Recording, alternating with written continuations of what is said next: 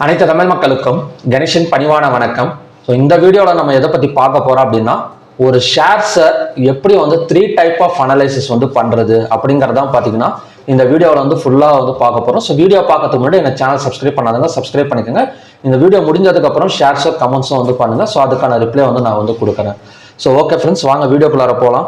So ஒரு stocks and shares நம்ம வந்து வாங்கணும், இல்லை ட்ரேட் பண்ணணும், இல்லை இன்வெஸ்ட்மெண்ட் பண்ணணும் அப்படின்னா 3 டைப்ஸ் ஆஃப் அனலைஸ் பண்ணிட்டு நாம வந்து அந்த ஸ்டாக்ஸை வந்து வாங்கணும். ஏன்னா திடீர்னு யாரோ சொன்னாங்க, இல்லை நியூஸ் வந்தது, ஸோ கண்மூடித்தனமாக வந்து நம்ம வந்து ஒரு ஸ்டாக்ஸில் போயிட்டு இன்வெஸ்ட்மெண்ட் வந்து பண்ணிடக்கூடாது. முதல்ல வந்து ஒரு ஸ்டாக்ஸை இன்வெஸ்ட்மெண்ட் பண்ணணும் அப்படின்னா கண்டிப்பாக அந்த ஸ்டாக் வந்து ப்ரைஸ் வந்து ஏறுமா, இல்லைன்னா இறங்குமா, இல்லைன்னா நீங்கள் F&O பண்ணுறீங்கன்னா ஸோ செல்லிங் பண்ணலாமா, ஸோ இதெல்லாம் பார்த்தீங்கன்னா நம்ம வந்து ஒரு அனலைஸ் பண்ணிட்டு தான் நம்ம வந்து இன்வெஸ்ட்மெண்ட் வந்து பண்ணணும். ஸோ அப்போ தான் பார்த்தீங்கன்னா அது கரெக்டான ஒரு இன்வெஸ்ட்மெண்ட்டாக இருக்குமே தவிர, ஸோ நம்ம கண்டிப்பாக ஏறும் 100% அப்படிங்கிற ஒரு என்ன சொல்கிறதுனா நாமளே ஒரு முடிவு வந்து பண்ணிக்க கூடாது. அனலைஸ் பண்ணிட்டு தான் பார்த்தீங்கன்னா நம்ம வந்து இன்வெஸ்ட்மெண்ட்டோ ட்ரேடோ வந்து பண்ணணும். ஸோ அப்படி அனலைஸ் பண்ணுறப்ப 3 டைப் ஆஃப் அனலைசிஸ் வந்து இருக்கு. ஸோ என்னென்ன அனலைசிஸ் அப்படின்னு பார்த்தீங்கன்னா, ஃபண்டமெண்டலாக அனலைஸ் வந்து பண்ணலாம், ரெண்டாவது டெக்னிக்கலாக அனலைஸ் பண்ணலாம், மூணாவது வந்து பார்த்தீங்கன்னா ப்ரைஸ் ஆக்ஷனாக வந்து அனலைஸ் வந்து பண்ணலாம். ஸோ இதுக்கு மூணுக்கு என்ன டிஃபரன்ஸ் அப்படின்னா, இந்த மூணுமே பார்த்தீங்கன்னா ஒரே மாதிரி தான் இருக்கும். ஸோ பிகினர்ஸ் நான் வந்து ஸ்டார்டிங்கில் வர்றப்பவும் பார்த்தீங்கன்னா இந்த மூணுக்கான டிஃபரன்ஸ் வந்து சரியாக தெரியாமல் ஸோ நிறையா வந்து மிஸ்டேக்ஸ் வந்து பண்ணிட்டேன். ஸோ ஃபண்டமெண்டல்லாம் என்னன்னு தெரியாது, டெக்னிக்கல்லாம் என்ன தெரியாது, ப்ரைஸ் ஆக்ஷன் தான் என்னன்னு தெரியாது. ஸோ இந்த மூணுக்கான டிஃபரன்ஸ் நம்ம தெரிஞ்சுக்கிட்டா மட்டும்தான் ஸோ நம்ம வந்து ஒரு லாங் டர்ம் இன்வெஸ்ட்மெண்ட் பண்ண போகிறோமா, இல்லை ஸ்விங் ட்ரேடிங் பண்ண போகிறோமா, இல்லை டே ட்ரேடிங் பண்ண போகிறோமா அப்படிங்கிறத வந்து இதில் எந்த அனலைஸ் வந்து பண்ணலாம் பெஸ்ட்டாக இருக்கும் அப்படிங்கிறத நம்மளால வந்து ஃபைண்ட் அவுட் வந்து பண்ண முடியும். ஸோ இதில் ஃபர்ஸ்ட் வந்து பார்த்தீங்கன்னா fundamental analysis. So fundamental analyse அப்படின்னா என்னன்னா, இப்போ உதாரணத்துக்கு ஒரு கம்பெனியை நம்ம எடுத்துக்கிறோம். இப்போ ரிலையன்ஸ் இண்டஸ்ட்ரீஸ் வந்து நான் எடுத்துக்கிறேன் அப்படின்னா, இதை வந்து லாங் டேர்மாக வந்து நான் வந்து இன்வெஸ்ட்மெண்ட் பண்ணலாமா, ஒரு 5 இயர்ஸ் இல்லை 10 இயர்ஸ். ஸோ லாங் டேர்ம்னாலே பார்த்தீங்கன்னா ஒரு 5 இயர்ஸை தாண்டினது தான் லாங் டேர்ம் அப்படின்னு சொல்லுவாங்க. இல்லை நான் ஒரு ஸ்விங் ட்ரேடிங் பண்ணணும், ஒரு 3 months இல்லை 4 months அந்த மாதிரி வச்சு நான் ஒரு ஸ்விங் ட்ரேடிங் பண்ணணும் அப்படின்னா நம்ம ஃபண்டமெண்டல் அனலைசிஸ்ங்கிறது ரொம்ப முக்கியம். ஸோ ஃபண்டமெண்டல் அனலைசிஸை வச்சு நம்ம வந்து டே ட்ரேடிங் வந்து பண்ணிட முடியாது. இது ஃபண்டமெண்டல் அனலைசிஸ் எதுக்கு பண்றோம் அப்படின்னா, ஸ்விங் ட்ரேடிங்காகவும் ஒரு ஷார்ட் டேர்ம் ட்ரேடிங், அதாவது ஷார்ட் டேர்ம் இன்வெஸ்ட்மெண்ட்டுக்காகவும், அதே மாதிரி பார்த்தீங்கன்னா ஒரு லாங் டேர்மாக நம்ம வந்து இன்வெஸ்ட்மெண்ட் பண்ணணும். அதுக்காக தான் பார்த்தீங்கன்னா ஃபண்டமெண்டல் அனலைசிஸ் வந்து பண்றோம். ஸோ இந்த ஃபண்டமெண்டல் அனலைசிஸ் எப்படிங்க பார்க்கறது அப்படின்னு பார்த்தீங்க அப்படின்னா, இதுக்கான நிறைய .coms வந்து இருக்கு.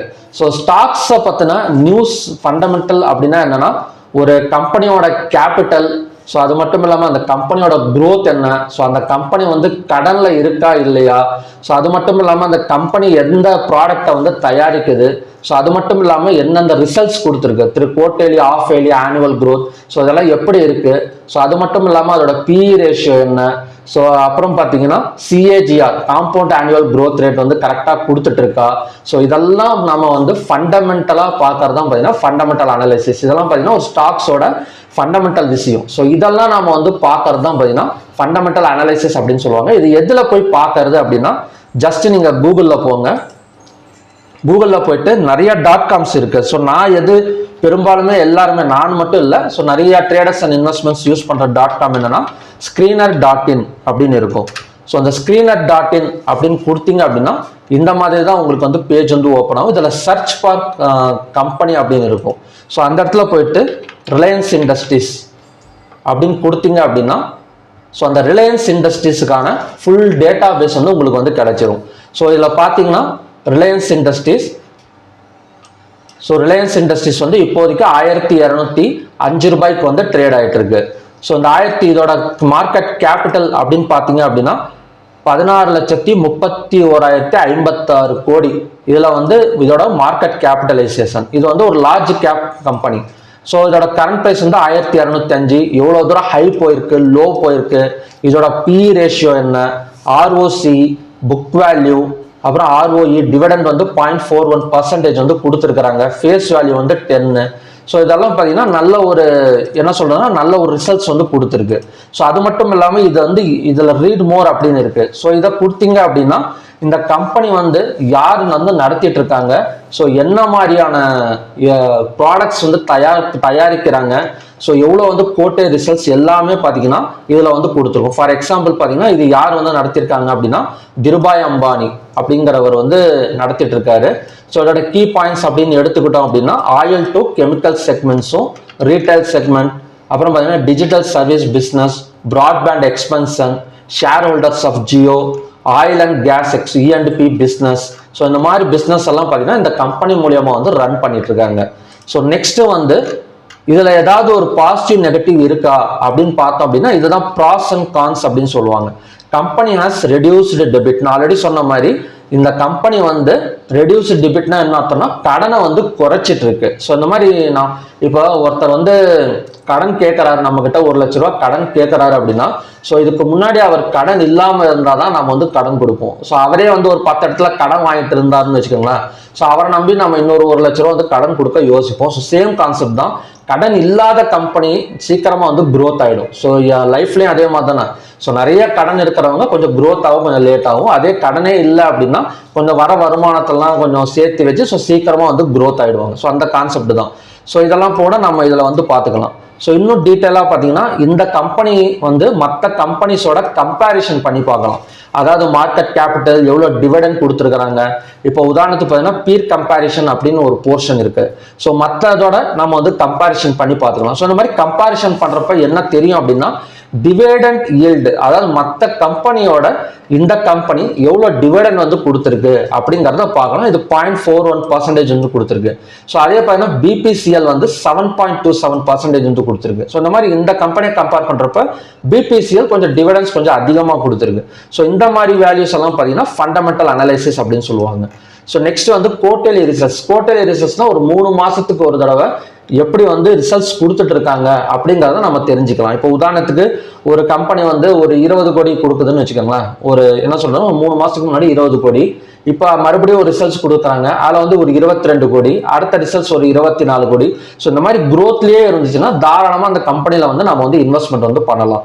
ஸோ அதே மாதிரி 20 கோடி கொடுத்துட்டு அடுத்தது பார்த்தீங்கன்னா 10 கோடி, 5 கோடி, 4 கோடி அந்த மாதிரி குறைஞ்சிக்கிட்டே வந்துச்சுன்னா ஸோ ஏதோ பிரச்சனை இருக்கு அந்த ஸ்டாக்ஸ்ல, அந்த கம்பெனியில் பொறுத்த வரைக்கும், இல்லை அந்த லீடர்ஷிப்ஸ் இல்லைனா பார்த்தீங்கன்னா ப்ராடக்ட்ஸ் டிவைடெண்ட் நீட் பண்ணி ஏதோ ஒரு ப்ராப்ளம்ஸ் இருக்கு அப்படிங்கிறத நம்ம தெரிஞ்சுக்கலாம். ஸோ இதெல்லாம் பார்க்கறதுக்கு நாம வந்து ஃபண்டமெண்டல் அனாலிசிஸ் வந்து யூஸ் பண்றோம். ஸோ நெக்ஸ்ட் வந்து ப்ராஃபிட் அண்ட் லாஸ் பார்த்துக்கலாம், balance sheet, cash flow. So அது மட்டும் இல்லாமல் யார் யார் ஹோல்டு பண்ணியிருக்காங்க, இதுதான் ரொம்ப முக்கியம். இந்த ஷேர் ஹோல்டிங் பேட்டர்ன் அப்படின்னு சொல்லுவாங்க.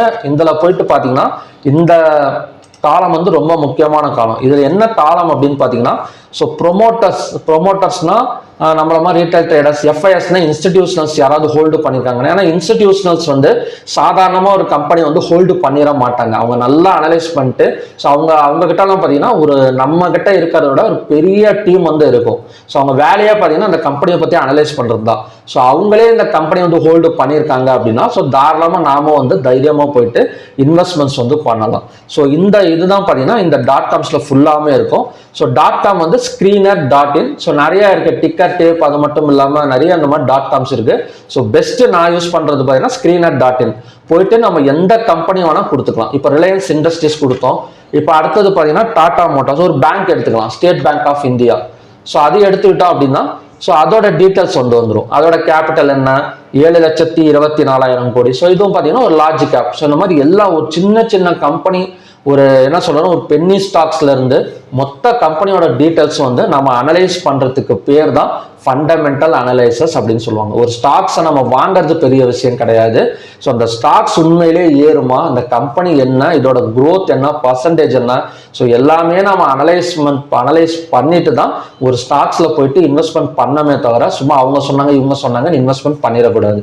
ஸோ இப்படிதான் பார்த்தீங்கன்னா ஒரு ஃபண்டமெண்டல் அனலைசிஸை வச்சு ஒரு ஸ்டாக்ஸை வந்து நம்ம வந்து அனலைஸ் பண்றது. இப்போ உங்களுக்கு ஓரளவு தெரிஞ்சிருக்குன்னு நினைக்கிறேன் ஃபண்டமெண்டல் அனலைசிஸ் அப்படின்னா என்ன அப்படின்னு. ஸோ நெக்ஸ்ட் டாபிக் வந்து டெக்னிக்கல் அனலைசிஸ். இப்போ வந்து ஃபண்டமெண்டலா ஒரு ஸ்டாக்ஸை வந்து பார்த்தாச்சு நாம. ஸோ அடுத்தது வந்து டெக்னிக்கலா எப்படி வந்து அனலைஸ் பண்றது அப்படிங்கிறதான் பார்க்க போறோம். ஸோ டெக்னிக்கல் அனலைசிஸ் எப்படி பார்க்கறதுனா சார்ட் மூலியமா தான் பார்த்தாகணும். ஸோ நான் வந்து யூஸ் பண்ணுறது tradingview.com. ஸோ நிறைய பேர் நிறைய சார்ட்ஸ் வந்து யூஸ் பண்ணுவாங்க ஒரே மாதிரி தான். பட் tradingview.comல நிறைய இண்டிகேட்டர்ஸ் நிறைய அட்வான்ஸ் எல்லாம் நிறையா வந்து இருக்கும்.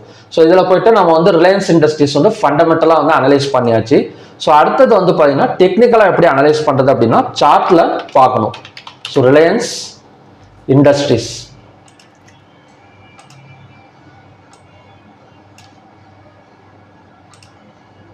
ஸோ ரிலையன்ஸ் இண்டஸ்ட்ரீஸோட சார்ட் வந்து வந்துருச்சு. ஸோ இந்த சார்ட்ல வந்து நமக்கு தேவையான இண்டிகேட்டர்ஸை வந்து ஆட் பண்ணிக்கலாம், டூல்ஸ் ஆட் பண்ணிக்கலாம். ஸோ இந்த மாதிரி இண்டிகேட்டர்ஸ் அண்ட் டூல்ஸ் எல்லாம் ஆட் பண்ணிட்டு அதுக்கப்புறம் பார்த்தீங்கன்னா சப்போர்ட் அண்ட் பிவோட் இண்டிகேட்டர்ஸ் வந்து ஆட் பண்றது. இப்போ உதாரணத்துக்கு பார்த்தீங்கன்னா நான் ஒரு சூப்பர் ட்ரெண்ட் இண்டிகேட்டர் ஆட் பண்ணியிருக்கேன் அப்படின்னா கிட்டத்தட்ட ஒரு சூப்பர் ட்ரெண்ட் இண்டிகேட்டர் ஆட் பண்ணனா இந்த மாதிரி தான் காட்டும். இப்போ வந்து டாடா மோட்டார்ஸ் வந்து எடுத்திருக்கேன். So Reliance Industries, so Reliance இண்டஸ்ட்ரீஸை பொறுத்த வரைக்கும் கொஞ்சம் செல்லிங் ப்ரெஷரில் தான் இப்போதைக்கு வந்து இருக்கு. ஸோ இந்த சிக்னல்ஸ் பை கொடுத்த உடனே பார்த்தீங்கன்னா நாம வந்து பை எடுக்கிறதுக்கு தயாராக வந்து இருக்கலாம். ஸோ இந்த மாதிரி வந்து பார்த்தீங்கன்னா ஒரு சார்ட்டை வச்சு நம்ம அனலைஸ் பண்ணுறது பேர் தான் டெக்னிக்கல் அனலைசிஸ் அப்படின்னு சொல்லுவாங்க. இப்போ உதாரணத்துக்கு வேற ஏதாவது ஒரு இண்டிகேட்டர் நம்ம ஆட் பண்ணுறோம்னு வச்சுக்கோங்களேன், சிபிஆர்.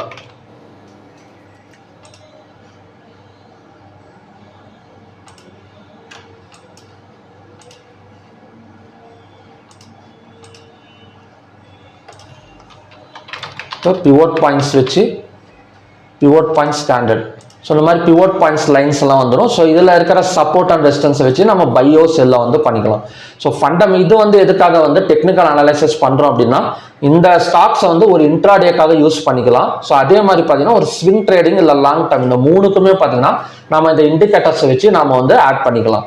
ஸோ ஃபண்டமெண்டலில் வந்து சார்ட் வந்து வராது, டெக்னிக்கல்ஸில் தான் நம்ம சார்ட்டை வச்சு நம்ம இண்டிகேட்டர்ஸ் ஆட் பண்ணுறதோ அப்புறம் பார்த்தீங்கன்னா டைம் ஃப்ரேம்ஸ். ஸோ அது மட்டும் இல்லாமல் இந்த சைடில் பார்த்தீங்கன்னா டூல்ஸ் நிறையா இருக்கும். ஸோ இந்த மாதிரி ஃபிபனாக்கி ரீட்ரேஸ்மெண்ட், ஸோ இதெல்லாம் வச்சு நம்ம வந்து ஒரு டார்கெட் அண்ட் ஸ்டாப் லாஸ் இந்த மாதிரி செட் பண்ணிட்டு ஒரு ஸ்டாக்ஸை வந்து பை பண்ணுறதோ செல் பண்ணுறதோ, ஸோ இந்த மாதிரி ஆக்டிவிட்டிஸுக்கு பேர் தான் டெக்னிக்கல் அனாலிசிஸ் அப்படின்னு சொல்லுவாங்க. ஸோ நெக்ஸ்ட் வந்து பார்க்க போகிறது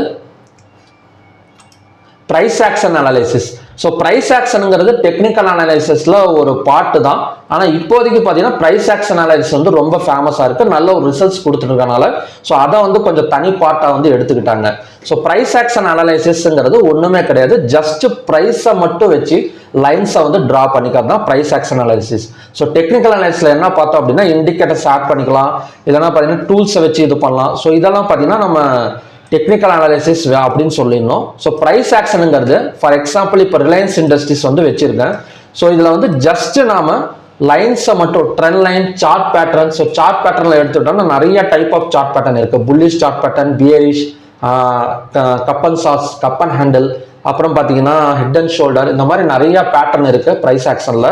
ஸோ இந்த சார்ட் பேட்டர்னை ட்ரா பண்ணி ஒரு டிசிஷன் எடுக்கிறதுக்கு பேர் தான் என்ன சொல்றதுன்னா பிரைஸ் ஆக்ஷன் அனாலிசிஸ் சொல்லுவோம். இப்போ உதாரணத்துக்கு பார்த்தீங்கன்னா ரிலையன்ஸ் இண்டஸ்ட்ரீஸ் வந்து எடுத்திருக்கேன்.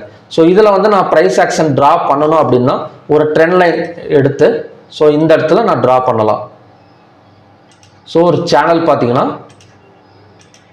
ஸோ இந்த இடத்துல வந்து ஒரு சேனல், ஸோ மார்க்கெட் வந்து டவுன் ஆகிட்டு இருக்கு. ஸோ மேலே போயிட்டு ஒரு சேனல் பிரேக் அவுட் வந்து நடந்திருக்கு. எந்த இடத்துல நடந்திருக்கு?